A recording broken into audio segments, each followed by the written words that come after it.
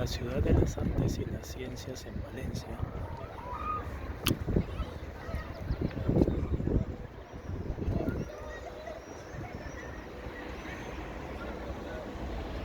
Con grupos de alumnos de excursión, ¿no? Hacen visitas programadas.